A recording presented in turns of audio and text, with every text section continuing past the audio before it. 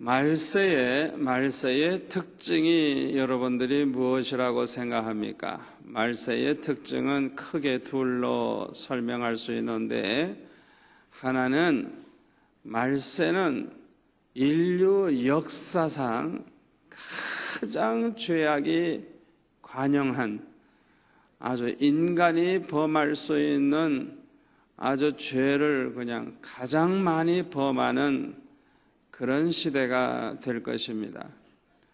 지금도 마찬가지지만은 갈수록 더 할 거예요. 갈수록 더 할 거예요. 앞으로 이 백성들이, 세상 사람들이 얼마나 죄를 범할지 상상할 수가 없어요.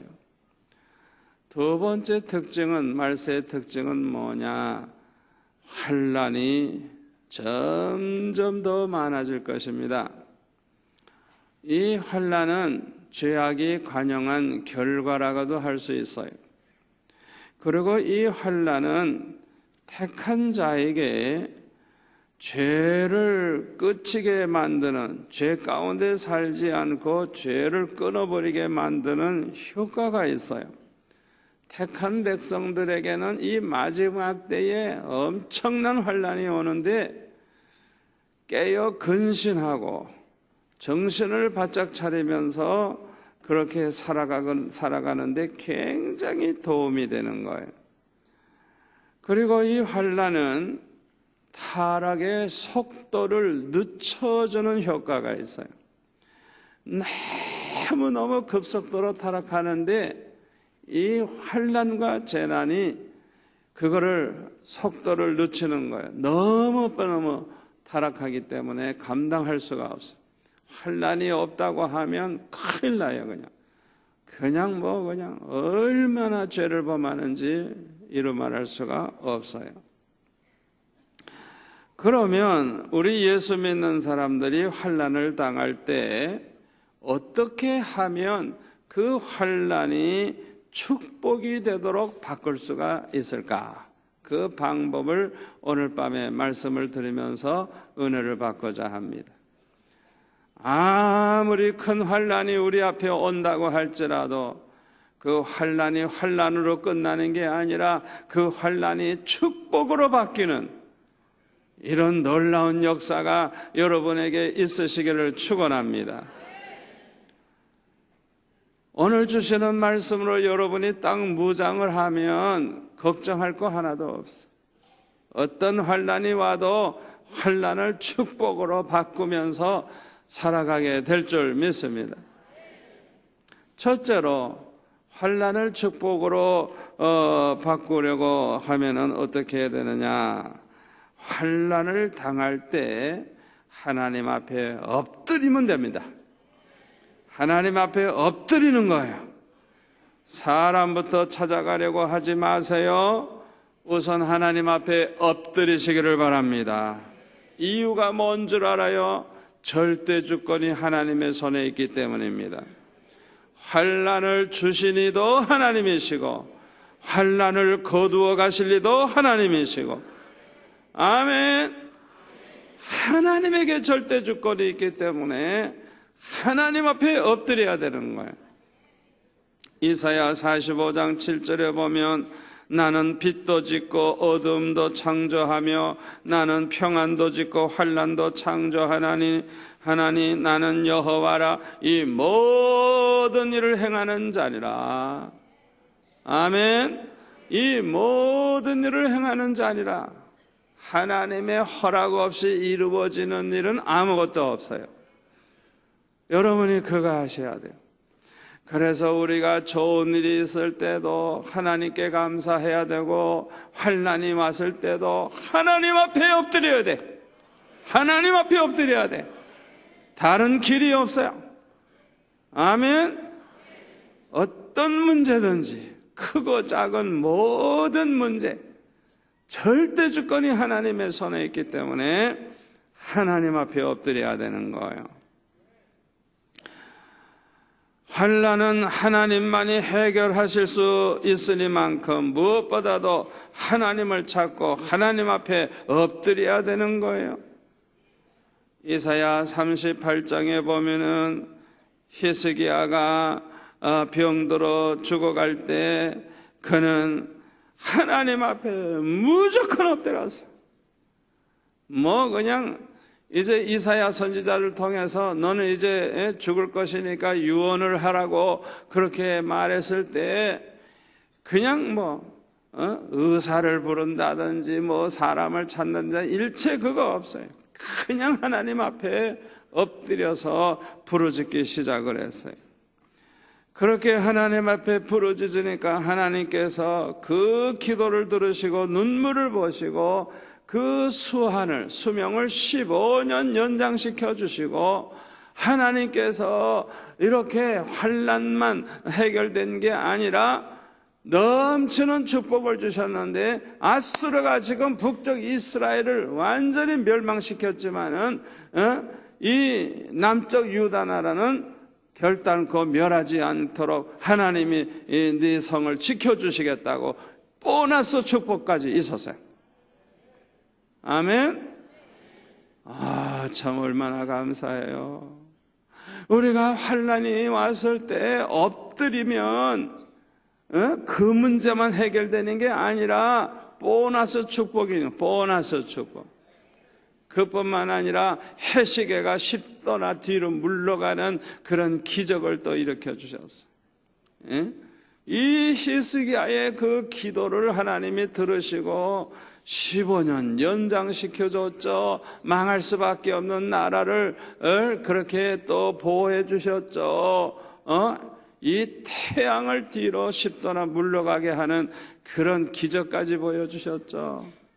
이야, 참 히스기야가 그렇게 해달라고 한 적 없어요. 다만 자기가 지금 죽을지 모르는 그런 환난을 당했을 때 기도한 것뿐이에요. 엎드린 것뿐이에요. 그런데 하나님께서 이렇게 많은 축복을 해주셨어요. 또 사무엘상 7장에 보면은 이스라엘 백성들이 밤낮 블레셋 사람들에게 당하고 고생을 할 때 미스바에 모여가지고 기도운동을 일으켰어요. 막 금식하면서 회개하면서 하나님 앞에 막 부르짖었어요. 하나님께서 그 기도를 들으시고 큰 우레를 발해가지고 블레셋 군사들이 그냥 혼비백산해가지고 그냥 어쩔 줄을 모를 때 이스라엘 백성들이 그냥 그들을 쳐서 다 물리치므로 그들은 다 도망을 가게 돼가지고 빼앗겼던 성읍까지 도로 찾고 잃어버린 걸 다 회복하고 다시는 그들이 쳐들어오지 못하는 그래서 나라가 평화를 이루게 하셨어요. 할렐루야. 환난 때에 하나님 앞에 엎드리니까 그냥 그 문제만 해결되는 게 아니라 그냥 보너스 축복이 그냥 얼마나 많은지 몰라요. 아멘. 특히 하나님 앞에 엎드려 기도하다가 범한 죄가 이렇게 생각이 날 때, 깨달아질 때 철저히 회개하시기를 바랍니다. 여러분, 죄가 깨달아지는 것은 큰 은혜입니다.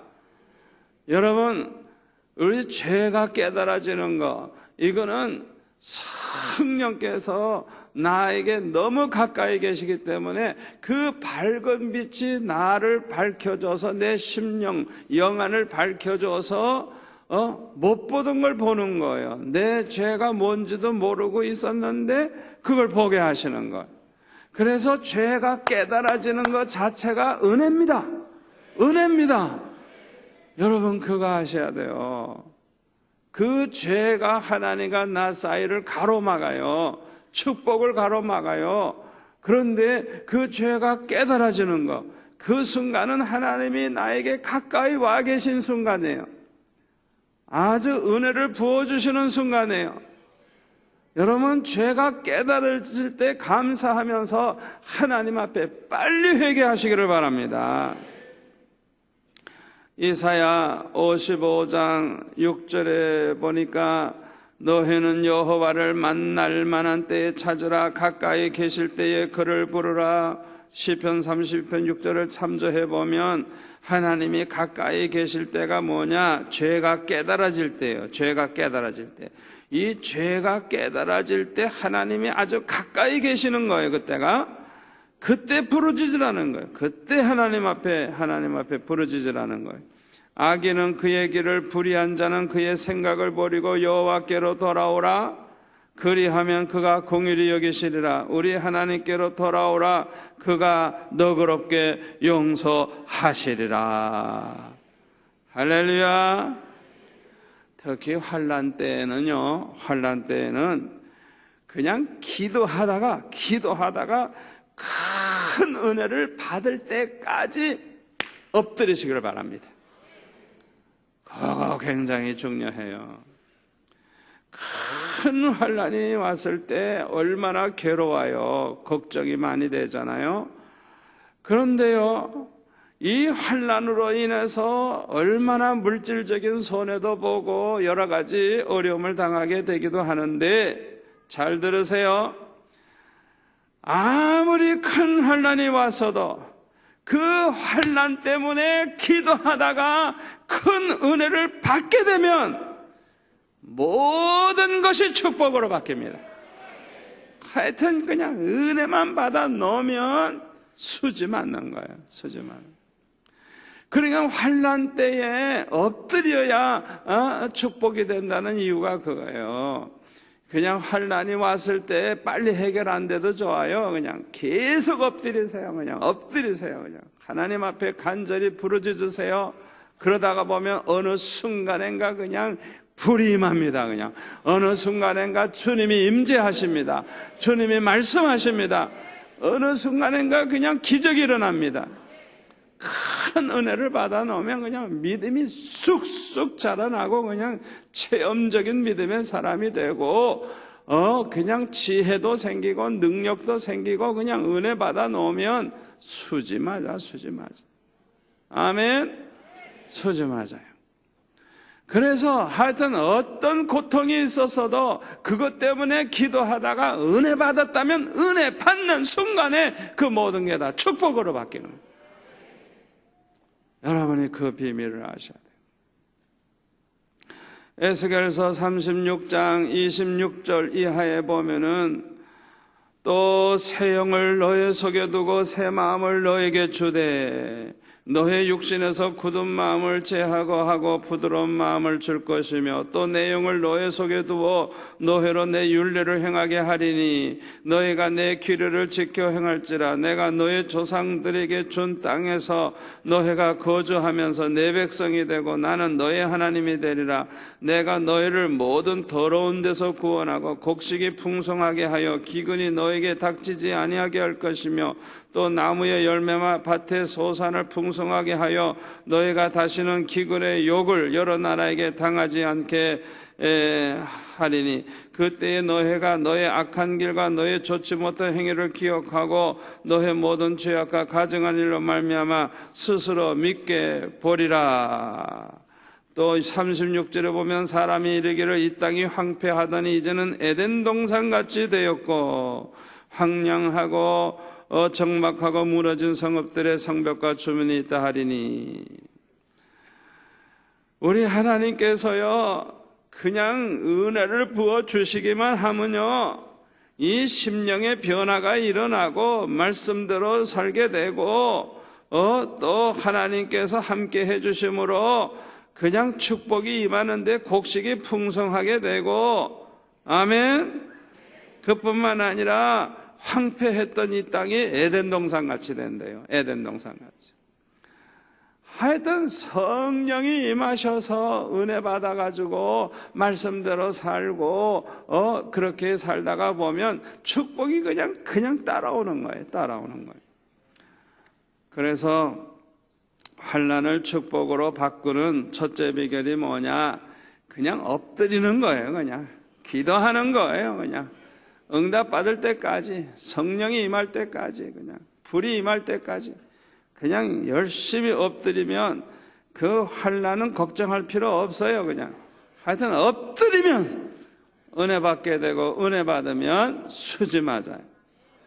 여러분들을 제가 가만히 보면은 다 어려운 문제가 다 있을 거예요. 그런데 은혜 받으시는 분들 얼굴을 보면 빛이 나, 그냥 얼굴이 얼마나 행복한지. 은혜 받으신 분들, 그분들이 이제 받을 복이 얼마나 큰지 몰라요. 할렐루야, 할렐루야. 여러분들이 이렇게 열심히 기도하시는데요, 수지 맞아요. 예수님 오실 때까지 엎드리는 생활 잘 하시기를 바랍니다. 두 번째로, 환난을 축복으로 바꾸려고 하면 겸손해야 합니다. 겸손해야 돼요. 여러분, 축복받았을 때 교만하면요 큰일 납니다. 다 잃어버립니다. 받은 복을 다 잃어버려요. 은혜 받았다고 교만하면 받은 은혜 다 잃어버려요. 출세했다고 교만해 보세요. 출세했기 때문에 더 큰 고통이 와요. 하여튼 교만하면 안 돼. 그런데 이와 반대로 아무리 죄가 많은 사람이라고 할지라도 겸손하면 하나님이 은혜를 베풀어 주십니다. 아무리 악질이고 아무리 죄가 많고 아무리 저주받을 인간이라고 할지라도 겸손하면 삽니다. 겸손하면 하나님의 진노가 임하려고도 하다가 멈춰버립니다.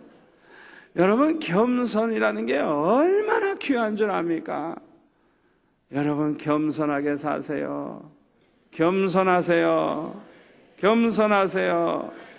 열왕기상 21장에 보면 아합 왕이 얼마나 못됐는지 나봇의 포도원을 빼앗는데 하나님과 왕을 욕을 했다고 그렇게 거짓말을 해가지고 돌로 쳐 죽이고 그 포도원을 빼앗았어요.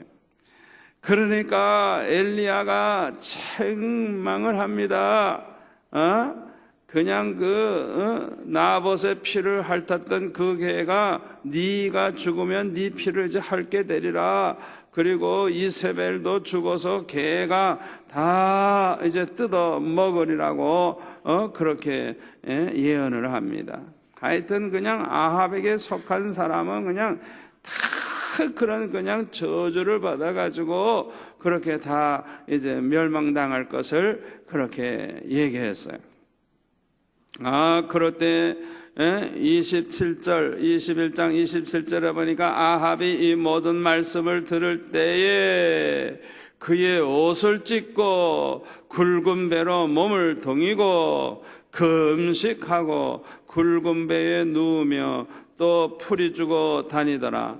여호와의 말씀이 디셉 사람 엘리야에게 임하여 이르시되 아합이 내 앞에서 겸비함을 네가 보느냐? 그가 내 앞에서 겸비함으로 내가 재앙을 저의 시대에는 내리지 아니하고 그 아들의 시대에야 그의 집에 재앙을 내리리라. 할렐루야. 이 아합 왕은 악독한 왕이에요. 그냥 우상 숭배도 철저히 하고 아주 그냥 북쪽 이스라엘만 망하게 하는 게 아니라 남쪽 유다 나라까지 망하게 하는 아주 굉장히 고약한 인간이에요. 장가를 잘 못 가서 그래요. 이세벨이라고 하는 아주 바알신을 철저히 섬기는 그런 여자 데리고 와서 사는 바람에 이렇게 됐어요. 그러니까 그냥 아주 그 자손들, 그에게 속한 집안 식구들은 다 그냥 개가 뜯어먹어 죽고 새들이 물어 뜯어먹어 죽는 그런 저주를 받아요. 그런데 엘리야가 그걸 예언하고 책망할 때 대들거나 화를 내거나 건방진 짓을 한 게 아니라 아주 그냥 팍 그냥 겸손하게 엎어진 거예요. 아주 겸손한 자세를 가진 거예요. 하나님 앞에서 그 겸비한 그 태도, 그걸 하나님이 보시고 절대로 그냥 넘어가지 않아. 하나님 앞에 겸손한 태도를 취하면 하나님은 은혜를 베풀어 주시는 것. 그래서 아합의 시대에는 그 재앙을 내리지 아니하고 그 아들 시대에 가서 재앙을 내리겠다는 거예요. 결국에는 아합이 죽는 그 순간부터 시작해가지고 그 재앙이 이제 계속돼가지고 그 집안이 다 죽고 다 망하는데 그냥 성읍에서 죽은 사람은 개들이 다 물어 뜯어 먹어버리고 들에서 죽은 사람은 새들이 와서 그냥 다 뜯어 먹어. 시체를 그냥 독수리들이 다 뜯어 먹고 그러잖아요. 까마귀가 뜯어 먹고. 그렇게 이제 멸망하게 되는 거예요. 그렇게 멸망당할 수밖에 없는 인간이라도 하나님 앞에 겸손하는 순간에 어떤 보너스가 있어요? 자기 살아있는 동안에는 그 일이 일어나지 않는다는 거예요. 아합이 죽은 다음에 자손시대에 가서 그런 일이 있다는 거예요. 여러분, 겸손하면 하나님이 은혜를 베푸십니다. 겸손하면 당장 망할 사람도 하나님이 연기시켜요. 기회를 또 주시는 거예요. 겸손하면 또 살 길이 열리는 거예요.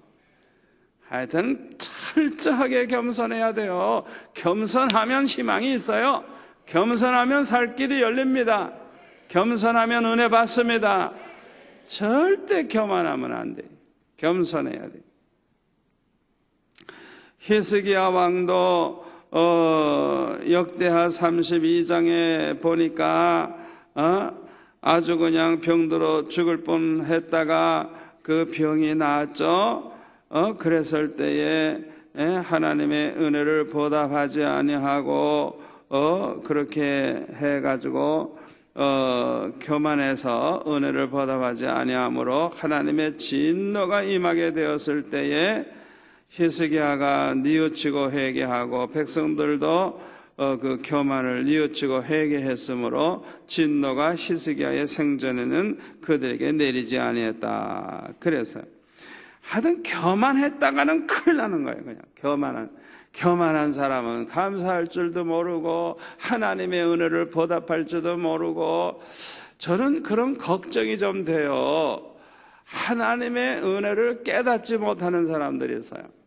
하나님의 은혜가 얼마나 큰지 모르는데 지나간 1년 동안 쭉 살아오면서 그냥 그 하나님의 은혜를 기억하고 내가 이래서 감사하고 이래서 감사하고 그 감사할 걸 쓰기 생각하면 노트 한 권 다 쓸 텐데 그렇게 하질 않으니까 별로 감사할 게 없는지, 특별히 추수감사절 같은 데는 저는 그렇게 생각해요. 적어도 한 달 수입 정도만큼은 하나님 앞에 드리면서 하나님 앞에 1년 동안 베풀어 주신 은혜를 감사하면서 영광을 돌려야 되는데 우리 교회 그렇게 하는 교회는 별로 없어. 별로 없어. 그래서 이 목사가 아무리 본을 보여도 그걸 따라오지 않는 거 보면 감사에 인색하구나. 그건 아주 내가 볼 때는 아주 굉장히 곤란한 거예요. 오히려 가난한 사람들은 쉽게 그렇게 하는 것 같아요. 가난한 사람들. 그런데 재산이 많은 사람은 그걸 못하는 거예요. 재산이 너무 많으니까, 액수가 크니까. 여러분, 이렇게 하나님의 은혜를 보답하지 아니하는 그 원인, 뿌리가 어디에 있는 줄 알아요? 교만에 있어요. 교만. 사람이 교만해지면요, 감사할 줄 몰라요. 보답할 줄 몰라요. 여러분들이 하나님 앞에 지나간 1년 동안 감사할 줄 모르고 보답하지 않았다고 하면 오늘 밤에라도 꼭 회개하시고 뉘우치시고 그 교만을 뉘우치시고 그저 하나님 앞에 겸손한 마음으로 감사하시기를 바랍니다. 하나님의 은혜가 아닌 게 뭐가 있어요? 다 하나님의 은혜지. 아멘. 하나님의 은혜가 아닌 것은 하나도 없어요. 이사야 57장 15절에 보면은 지극히 존귀하며 영원히 거하시며 거룩하다 이름하는 이가 이와 같이 말씀하시되 내가 높고 거룩한 것에 있으며 또한 통회하고 마음이 겸손한 자와 함께 있나니 이는 겸손한 자의 영을 소생시키며 통회하는 자의 마음을 소생시키려 함이라. 아멘. 우리 하나님은 아주 거룩하신 분입니다. 아주 높고 거룩하신 분이에요. 그런데도 불구하고 하나님은 누구와 함께 계시느냐? 통회하고 마음이 겸손한 자와 함께 계시다는 거예요.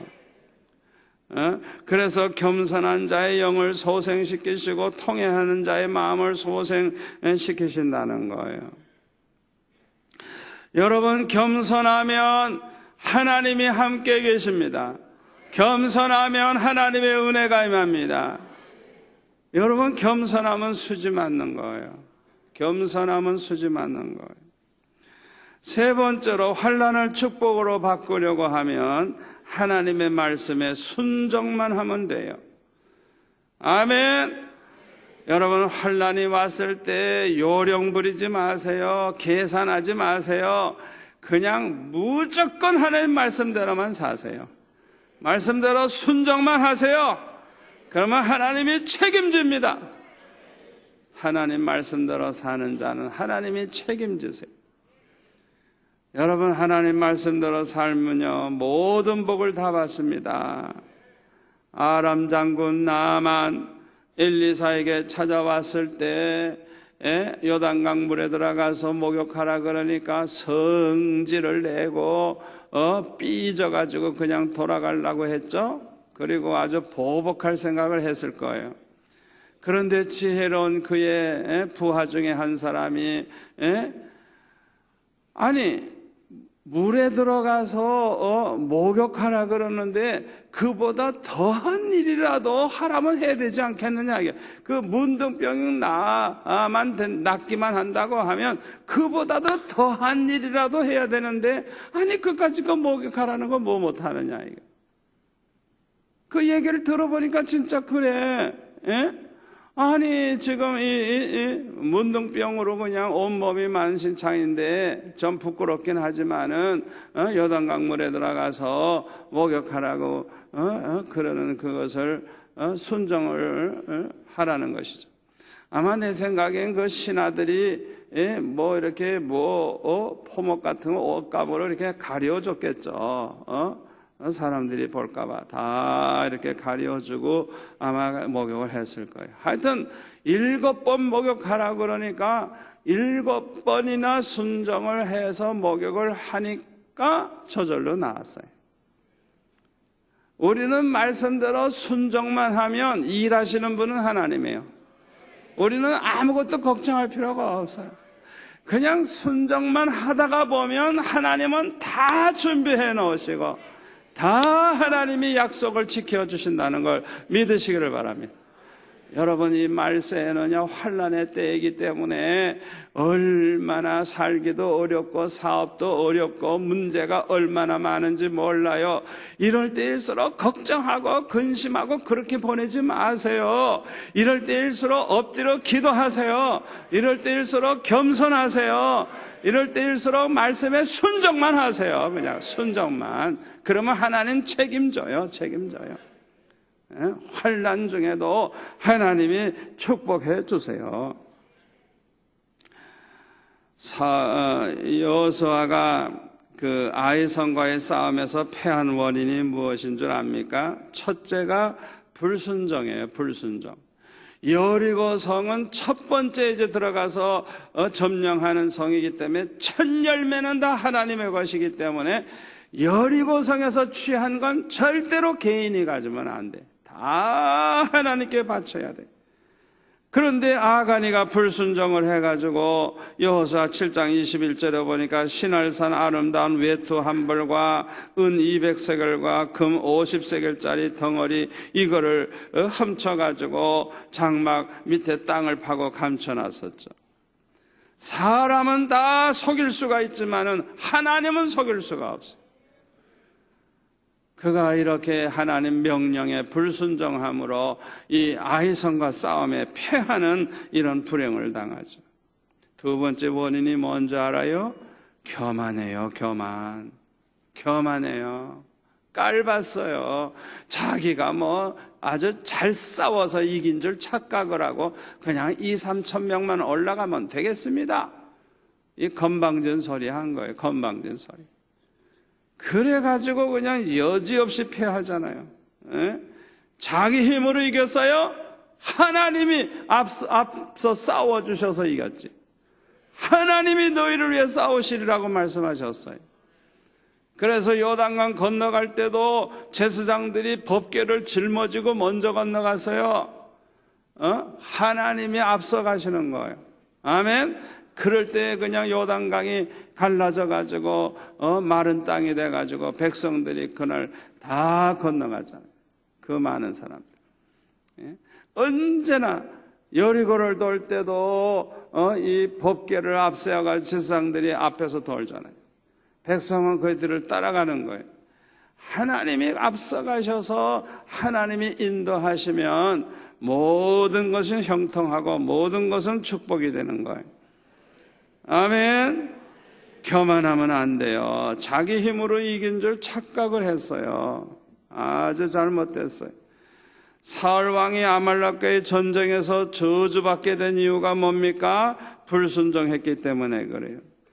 탐욕의 눈이 어두워서 하나님은 다 멸하라고 하셨는데도 불구하고 그 살찐 소와 양과 짐승들을 죽이지 않고 그냥 가지고 왔어요.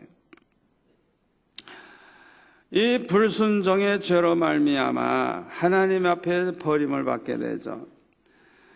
신명기 28장 7절에 보면 우리가 하나님 말씀의 명령에 순종만 하면 어떤 일이 일어나느냐? 여호와께서 너를 대적하기 위해 일어난 적군들을 내 앞에서 패하게 하시리라. 그들이 한 길로 너를 치러 왔으나 내 앞에서 7길로 도망하리라. 할렐루야. 하나님이 싸워주신다는 거예요. 그냥 하나님이 다 해결해 주신다는 거예요. 예? 그러니까 우리는 그냥 이 환난을 축복으로 바꾸려고 하면 일체 딴 생각하지 마세요. 무조건 하나님 말씀대로만 순종하세요. 그러면 하나님이 책임지십니다. 하나님께서 사랑하는 하나님의 자녀들에게 환난과 시련을 허락하시는 목적이 뭔 줄 압니까? 신명기 8장 2절부터 보면요, 첫째는 겸손하게 하기 위해서고 둘째로는 순종 훈련을 시키기 위해서 그런 거예요. 신명기 8장 2절부터 보면은 내 하나님 여호와께서 이 40년 동안에 내게 광야길을 걷게 하신 것을 기억하라. 이는 너를 낮추시며, 겸손이죠? 겸손케 하시며 너를 시험하사 내 마음이 어떠한지 그 명령을 지키는지 지키지 아니하는지 알려 하심이니라. 말씀 순종 훈련을 시키기 위해서예요. 그 다음에 너를 낮추시며 너를 줄이게 하시며 또 너도 알지 못하면 내 조상들도 알지 못하던 만나를 내게 먹이신 이유가 뭐냐? 사람이 떡으로만 사는 것이 아니요 여호와 입에서 나오는 모든 말씀으로 사는 줄을 내가 알게 하려 하심이니라. 이 40년 동안에 내 의복이 헤어지지 아니하였고 내 발이 부르트지 아니하였느니라. 너는 사람이 그 아들을 징계한 같이 내 하나님 여호와께서 너를 징계하시는 줄 마음에 생각하고 내 하나님 여호와의 명령을 지켜 그의 길을 따라가며 그를 경외할지니라. 아멘.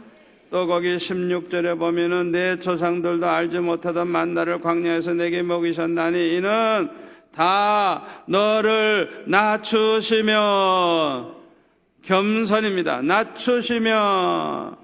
여러분, 겸손한 사람은요 하나님의 은혜가 아니면 못 사는 줄 알아요. 겸손한 사람은 내 힘으로는 못 살아. 내 힘으로는 감당 못해. 그저 우리가 하루하루 사는 거 하나님의 은혜로 사는 거예요. 여러분, 하나님의 은혜로 사는 것이지 내 힘으로 사는 거 아니에요.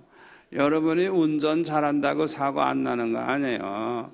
우리 교회 어느 여자 집사님은요, 우리 교회 오다가 신호대 앞에서 이렇게 기다리고 있는데 빨간불이면 서야 되잖아요. 그런데 그 백밀러를 보니까 뒤에서 큰 추럭 있죠. 그냥 그 공사 때 하는 그 큰 추럭이 그냥 전속력으로 달려오더래요. 그래가지고 그냥 얼마나 겁이 나는지 차에서 싹 내렸대요. 그랬더니 와서 딜이 받아가지고 그냥 완전히 그냥 차를 못 쓰게 됐어요. 거기 들어 앉아 있었으면 그냥 즉사하는 거예요. 즉사. 또 그런데 어떻게 그렇게 또 내렸어. 아이고, 그냥 죽을 뻔했다가 살았죠. 부산에 어떤 유명한 분, 이름 되면 여러분이 다 아실 만한 높은 자리, 아주 귀한 자리에 계신 분은요, 그냥 운전기사가 운전을 잘못해가지고 이렇게 딱 부딪혔는데요, 차에 불이 붙었어요. 이야, 차에 불이 붙으면요, 그 몇 초 사이에 그냥 그 휘발유에 불이 붙는 순간에 폭발해버리면 그냥 새까맣게 타 죽는 거예요.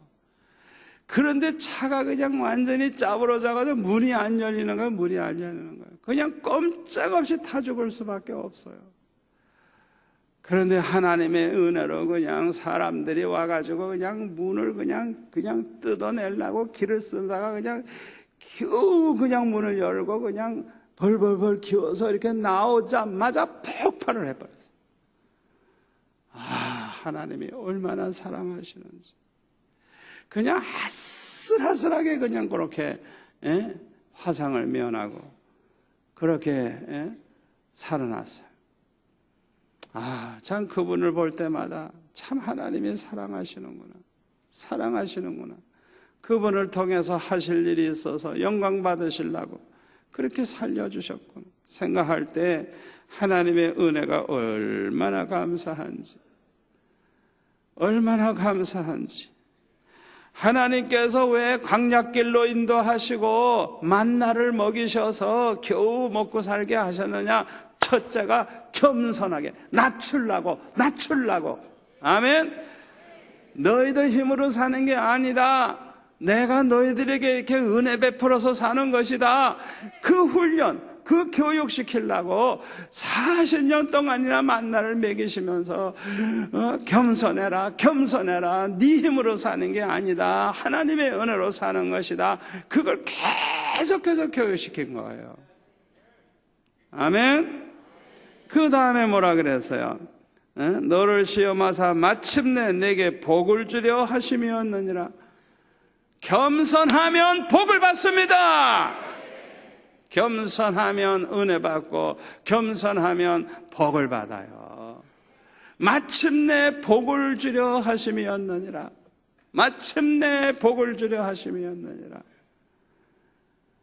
여러분, 교만하지 마세요. 너무 똑똑하신 분들, 자신 있는 분들, 자신 있게 잘 나가다가 나중에 보면은 그냥 형편없이 그냥 망하는 걸 볼 수 있어요. 하여튼 이 자신 있는 사람들 겸손해야 돼. 여러분 뭔가 이렇게 잘 될 때 겸손하세요. 은혜 받을 때도 겸손하세요. 하여튼 교만한 순간에 받은 복 잃어버리고 받은 은혜 다 쏟아버리는 거예요. 그래서 저는 이 수영로 교회 이렇게 새성전 3번째로 이렇게 크게 짓고 이제 일로 옮길 때 저는 기도 준비 많이 했어요. 그때 하나님께서 저에게 깨닫게 하신 게 뭔지 알아요? 제가 할 일은 다른 게 없어. 앞으로 어떻게 부흥시킬까? 어떻게 하면 잘 되게 할까? 이런 거 걱정할 게 하나도 없어요. 제가 할 일이 딱 하나인데 뭐냐? 내가 겸손하기만 하면 하나님이 다 해주시는 거예요. 저한테 그걸 깨닫게 해주셨어요. 그래서 저는 어떻게 하면 내가 마음을 좀 비울까? 어떻게 하면 좀 더 겸손할까? 어떻게 하면 모든 목사님들 찾아왔을 때도 겸손한 자세로 겸손한 마음을 가질까? 어떤 사람을 만나도 아주 겸손한 그런 자세로 살까? 그냥 그 궁리만 했어요. 오직 하나님의 은혜인데 내가 잘나서 이렇게 하나님이 이렇게 축복하시는 게 아니고 전적으로 하나님의 은혜인데 나를 위해서는 가난하고 주님을 위해서는 부유한 자가 되시기를 바랍니다. 이거 참 중요한 거예요. 자기를 위해서는 뭐 적게 하고 하나님을 위해서는 크게 하고 그런 자세로 살아보세요. 그냥 생각만 해도 주시고요. 그냥 필요할 때 필요한 걸 그냥 하나님이 다 공급해 주시고 아무것도 걱정할 필요가 없어요. 여러분, 그래야 예수 믿는 재미가 있잖아요. 앞으로 그렇게 사시기를 바랍니다. 네 번째로 환난을 축복으로 바꾸려고 하면 범사에 감사만 하시기 바랍니다. 데살로니가전서 5장 18절 범사에 감사하라 이는 그리스도 예수 안에서 너희를 향하신 하나님의 뜻이니라. 골로새서 4장 2절 기도를 항상 힘쓰고 기도에 감사함으로 깨어 있으라. 여러분, 이거 중요한 말씀이에요. 내가 기도할 게 얼마나 많아요. 그냥 기도할 게 너무 많은데 그냥 걱정하고 너무너무 고민이 많아가지고 그냥 정신없이 기도하면 그 사람은 그거는 잠자고 있는 거예요. 그런데 그 환난 중에도 감사하면서 기도해. 감사하면서 이 사람은 깨어 있는 거예요. 아멘. 이 감사하면서 기도하는 사람은 성공적인 기도를 하고 있는 거예요. 여러분, 이렇게 감사하는 자에게 기적이 일어납니다. 다니엘서 6장 10절에 보면 다니엘이 조서에 어인이 찍힌 것을 알고도 자기 집에 돌아가서는 그 방에 예루살렘으로 향하여 열린 창에서 전에 행하던 대로 하루 3번씩 무릎을 꿇고 기도하며 그 하나님께 감사하였더라. 감사하였더라. 사자굴에 들어갈 것을 알면서도 기도를 중단하지 아니했어요. 자기는 목숨을 걸고 이제는 내가 이 기도하고 사자굴에 들어간다는 거 알면서도 기도한 거예요. 순교를 각오한 거예요. 죽으면 죽었지 나는 기도를 중단할 수 없다는 거예요. 이 다니엘의 기도가 얼마나 강한 기도인가를 여기서 알 수 있죠. 그리고 그 환난 중에도 감사하였더라. 감사했어요. 이제 죽을 줄 알면서도 감사했어요. 여러분, 이럴 때 기적이 일어나는 겁니다. 이스라엘 백성들이 가나안 땅으로 갈 때 그 광야길에서 참 얼마나 힘듭니까? 얼마나 고생이 많습니까? 환난을 당하는 것과 같죠. 이때에 했어야 될 것 4가지입니다. 그 어려울 때 첫째, 기도해야 되고요. 둘째, 찬송해야 되고요. 셋째, 감사만 해야 되고, 넷째, 순종만 하면 돼야 돼요. 요 4가지만 계속 했더라면 하나님 앞에 100점을 받았을 거예요. 그러니까 딴 생각할 필요 없어요. 이렇게 광야길과 같이 힘든 일이 생기면 뭘 해요? 기도하세요. 엎드리세요. 그 환난 중에도 찬양하세요. 그리고 감사만 하세요. 그리고 말씀대로만 순종하세요. 그러면 100점짜리 신자가 되는 거예요. 그런데 이스라엘 백성들에게는 이 4가지가 없었어요. 그냥 밤낮 원망불평만 했어요. 노예 근성은요, 감사할 줄을 모르는 거예요. 도무지. 그 만나를 주신 하나님, 불기둥 구름기둥으로 인도하시는 하나님 감사할 거 얼마나 많아요. 그냥 감사하고 찬양하고 순종만 하면 좋겠는데 그냥 늘 원망불평을 했어요. 그 결과 어떻게 해요? 어떻게 됐어요? 그냥 고생만 했죠. 또 자손들까지도 고생시켰죠. 그리고 가나안 땅에 들어가지도 못하고 하나님의 영광을 가리웠어요. 여러분, 부부 사이에도 마찬가지입니다. 우리가 살다가 보면요, 뭐 그렇게 100% 만족한 부부가 어디 있겠어요. 그럼에도 불구하고 서로 불만을 품고 원망불평만 하지 마시고 감사만 하시기 바랍니다. 여러분, 서로 불만을 품고 원망불평만 하면요, 모든 복을 다 차버리게 됩니다. 받을 복까지 다 떠납니다. 복이 와 있어도 복이 되지 않습니다. 아주 불행해집니다. 절대로 원망불평하지 마세요. 어떻게 보면 감사할 게 하나도 없어 보이지만 범사에 감사하라고 그랬으니까 그냥 무조건 감사만 해보세요. 어떤 일이 일어나는가? 감사만 해보세요. 진짜 감사할 것이 막 생겨나기 시작해요. 감사할 게 눈에 보이기 시작해요. 그래가지고 불행했던 사람이 행복해지는 거예요. 아멘. 항상 감사만 하시기 바랍니다. 환난이 축복으로 바뀔 거예요. 마지막 5번째로는 환난을 축복으로 바꾸려고 하면 하나님이 기뻐하시는 결단을 내리시기를 바랍니다. 결단이 필요합니다. 오늘 밤 결단의 밤이 되기를 바랍니다. 하나님 기뻐하시는 결단을 내리세요. 어떤 환난 중에 있어도 걱정할 필요가 없어요.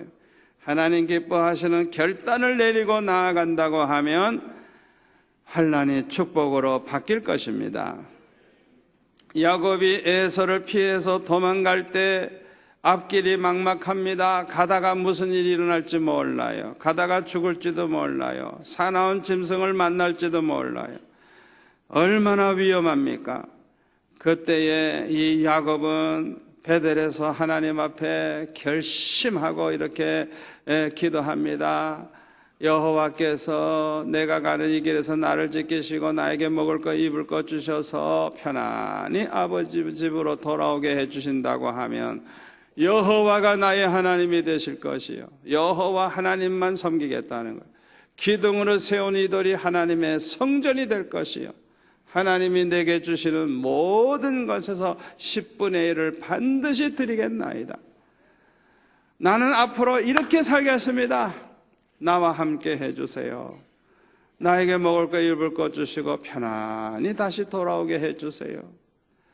그렇게 하나님 앞에 결단하고 기도할 때 이 야곱을 하나님이 지켜주실 뿐만 아니라 거부가 되게 하셔가지고 돌아올 때는 20년 만에 돌아올 때는 어마어마한 식구들을 데리고 돌아오는 걸 볼 수가 있어요.